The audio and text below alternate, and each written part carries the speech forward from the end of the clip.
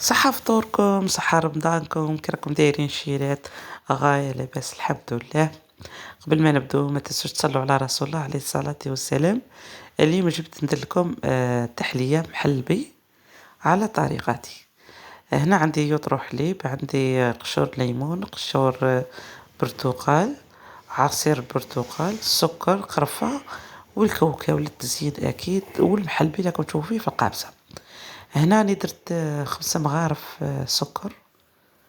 والسكر على حسب الرغبة، تبغوا تكتروا تبغوا تنقصوا، بصح انايا مضرية ندير هذو 5 مغارف يجيني نيشان. كيما راكم تشوفوا الحليب راه بارد، نديروا كلشي بارد في بارد، يعني ما نديروش يغلي ومن بعد نديروا فيه هكذا. ونروح ندير هذاك المحلبي، الرز مطحون. ايوا هكذا، ونحركه مليح ونديه فوق النار. من بعد هذو الصوالح نخليهم حتى من نطيبه مليح هذاك المحلبي، عاد نديره، ما ديرهش دروك. هنا راني درته فوق النار وراني نحرك، ما نوخرش كاع يدي عليه باه ما يتعجلنيش ويتكربع. هذه هي، نقعد نحرك فيه حتى يبدا يتقال. هنا راه بدا يتقال شويه. وهذا الرز فيه انواع، فيه الغليظ وفيه الرقيق. انا هذا شويه غليظ.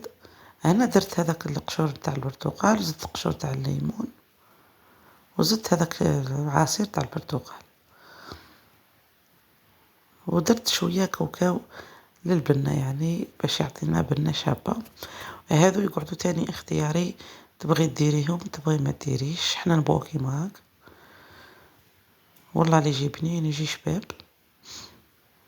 هنا من بعد درته في هذو الكيسان تاع المحلبي، راني ندير فرغ فيهم.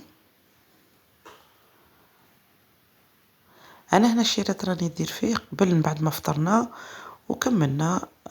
غسلت مواعين كيما راكم تعرفوا، وصلينا صلاتنا اكيد، ربي يتقبل منا صيامنا وصلاتنا يا رب العالمين. من بعد درت هذا باش حنا نسحروا به.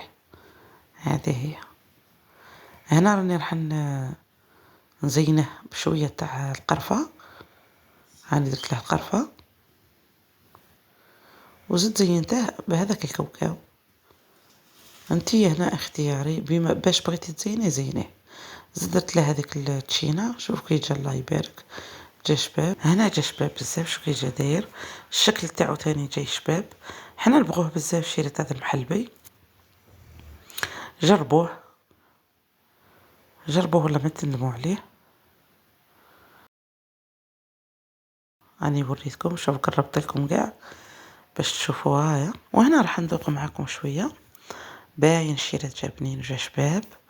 نتمنى يكون عجبكم هذا الفيديو، ما تنسونيش بالجيم والاشتراك، ونتلاقوا فيديو جديد. سلام.